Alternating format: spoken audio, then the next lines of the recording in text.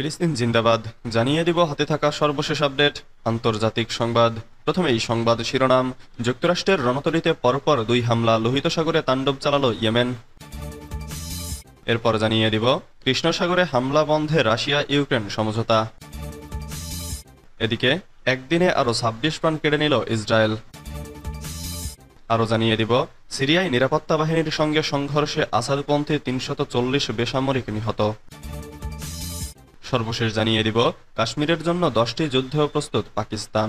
এতক্ষণ শুনছিলেন সংবাদ শিরোনাম, এবারে বিস্তারিত। যুক্তরাষ্ট্রের রণতরীতে পরপর দুই হামলা, লোহিত সাগরে তাণ্ডব চালালো ইয়েমেন। গাজায় ইসরায়েলি আগ্রাসনের প্রতিশোধ নিতে তেল আবিবের বেন গুরিয়ন আন্তর্জাতিক বিমানবন্দরে ক্ষেপণাস্ত্র হামলা চালিয়েছে ইয়েমেনের প্রতিরোধ বাহিনী। সোমবার রাতে ইয়াফা অঞ্চলের এই বিমানবন্দরে দুটি শক্তিশালী ব্যালিস্টিক ক্ষেপণাস্ত্র নিক্ষেপ করে হামলার দায় স্বীকার করেছে হুথি নেতৃত্বাধীন ইয়েমেনি যোদ্ধারা। সশস্ত্র বাহিনীর মুখপাত্র জানান, নতুন সংযোজন হিসেবে এবার প্যালেস্টাইন টু হাইপারসোনিক মিসাইল ও জুলফিকার ব্যালিস্টিক ক্ষেপণাস্ত্র ব্যবহার করা হয়েছে। হামলার সময় বিমানবন্দরটিতে ব্যাপক আতঙ্ক ছড়িয়ে পড়ে এবং তাৎক্ষণিকভাবে ফ্লাইট চলাচলও স্থগিত করা হয়। নিরাপত্তার কারণে যাত্রীদের অন্যত্র সরিয়ে নেওয়া হয়েছে। এটি বেনগুরিয়ন বিমানবন্দরে তৃতীয় দফা হামলা এবং গত ২৪ ঘন্টায় দ্বিতীয়বারের মতো ইয়েমেনি প্রতিরোধ যোদ্ধাদের দ্বারা পরিচালিত হামলা বলে জানিয়েছে একাধিক আন্তর্জাতিক সংবাদ মাধ্যম। এছাড়াও লোহিত সাগরে মার্কিন নেতৃত্বাধীন অভিযানের জবাবে মার্কিন রণতরী ইউএসএস হ্যারিয়েট ট্রুম্যান ও তার সঙ্গী যুদ্ধজাহাজগুলোর দিকেও ক্রুজ ও ব্যালিস্টিক ক্ষেপণাস্ত্র এবং ড্রোন হামলা চালানো হয়েছে বলে জানিয়েছে ইয়েমেনি সশস্ত্র বাহিনী। ইয়েমেনের প্রতিরোধ বাহিনী জানিয়েছে, এসব অভিযান মূলত ফিলিস্তিনের প্রতি তাদের ধর্মীয় নৈতিকতা ও মানবিক দায়বদ্ধতা থেকে পরিচালিত হচ্ছে। তারা আরও হুঁশিয়ারি দিয়েছে, গাজা অবরোধ প্রত্যাহার ও আগ্রাসন বন্ধ না হওয়া পর্যন্ত তারা ইসরায়েলি সমুদ্রপথ ও কৌশলগত অবকাঠামো লক্ষ্য করে তাদের অভিযান অব্যাহত রাখবে। এদিকে মার্কিন প্রেসিডেন্ট ডোনাল্ড ট্রাম্প সম্প্রতি মধ্যপ্রাচ্যে দ্বিতীয় বিমানবাহী রণতরী ইউএসএস কার্ল ভিনসন মোতায়েনের ঘোষণা দিলেও লোহিত সাগরে ক্রমাগত হামলার কারণে মার্কিন বাহিনীর উপস্থিতি এখন চ্যালেঞ্জের মুখে।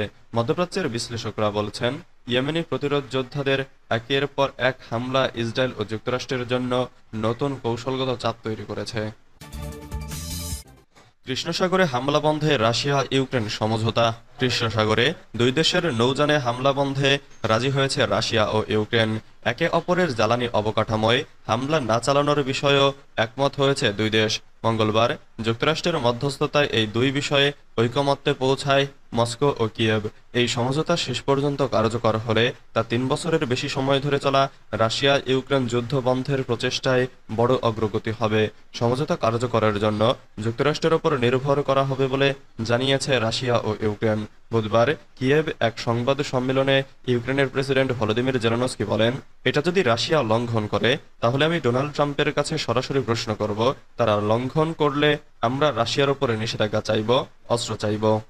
আর কৃষ্ণ সাগর নিয়ে সমঝোতার বিষয়ে ইউক্রেনের প্রতিরক্ষা মন্ত্রী রোস্তেম উমেরভ বলেছেন, কৃষ্ণ সাগরের পূর্বাংশের বাইরে দিয়ে রুশ সামরিক নৌযানের যে কোনো ধরনের চলাচলকে সমঝোতার লঙ্ঘন হিসেবে ধরে নেবে কিয়েভ।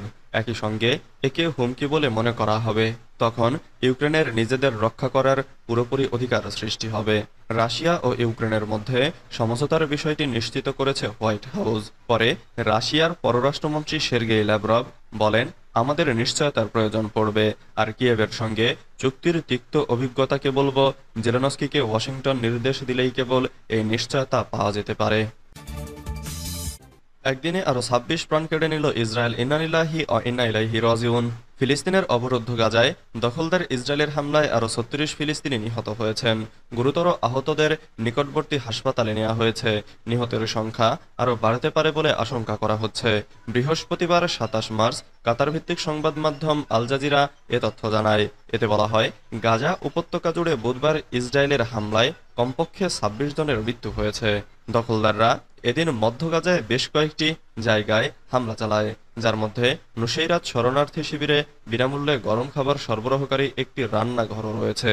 এর আগে যুদ্ধবিরতি উপেক্ষা করে গত 18 মার্চ গাজায় নতুন করে ধ্বংসযজ্ঞ শুরু করেছে নেতানিয়াহু বাহিনী।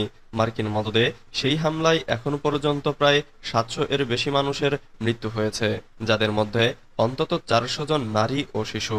হামাসের বেশ কয়েকজন শীর্ষ কর্মকর্তাও হামলায় নিহত হয়েছেন। সিরিয়ায় নিরাপত্তা বাহিনীর সঙ্গে সংঘর্ষে আসাদপন্থী 340 বেসামরিক নিহত। সিরিয়ার বর্তমান সরকারের সেনাবাহিনীর সঙ্গে ক্ষমতাচ্যুত আসাদ সরকারের অনুগামীদের সংঘর্ষে দেশটির আলউইত সম্প্রদায়ের অন্তত 340 জন নিহত হয়েছে। শনিবার 8 মার্চ আরব নিউজের বরাতে এ তথ্য জানানো হয়। গত ডিসেম্বরে বাশার আল আসাদ সরকারের পতন ঘটিয়ে বিদ্যুৎ গতিতে সিরিয়ার নিয়ন্ত্রণ নেয় বিদ্রোহী গোষ্ঠী হায়াত তাহরির আল শামস। এরপর থেকে দেশটির নিরাপত্তা নিয়ে বেশ বেগ পেতে হচ্ছে বর্তমান সরকারকে। এমন পরিস্থিতিতে আলউইত সম্প্রদায় অধ্যুষিত উপকূলীয় এলাকা লাতাকিয়া ও জাবলেহতে এ সংঘর্ষের ঘটনা ঘটে। সংখ্যালঘু আলউইত মুসলিম অধ্যুষিত অঞ্চলটিতে সরকারি বাহিনীর সদস্যরা কঠিন চ্যালেঞ্জের মুখে পড়েছে। এ অবস্থায় দামেস্ক সরকার আসাদ অনুগামীদের দমনে সেখানে অতিরিক্ত সৈন্য পাঠিয়েছে।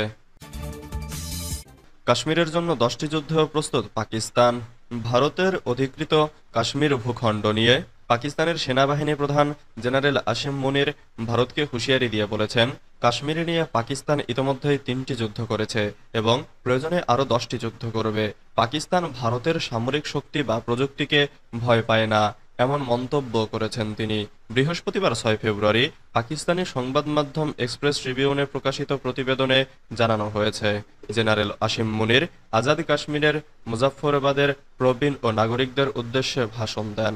সেখানে তিনি বলেন, কাশ্মীর পাকিস্তানের জন্য জীবন মরণের বিষয় এবং এটি পাকিস্তানের শিরার মতো। শিরা কেটে গেলে মৃত্যু ঘটে। তিনি উল্লেখ করে বলেন, কাশ্মীর আমাদের জীবন, কোনো সন্দেহ নেই একদিন কাশ্মীর স্বাধীন হবে এবং পাকিস্তানের অংশ হবে। পাকিস্তানি কাশ্মীরের জনগণের ভাগ্য। কাশ্মীরি জনগণের আত্মনিয়ন্ত্রণে সংগ্রামে পাকিস্তানের অবিচল সমর্থন অব্যাহত থাকবে বলে তিনি আশ্বাস দেন। তিনি বলেন, ভারতীয় নৃশংসতা এবং ক্রমবর্ধমান হিন্দুত্ববাদী চরমপন্থা কেবল কাশ্মীরি জনগণের সংকল্পকে শক্তিশালী করেছে।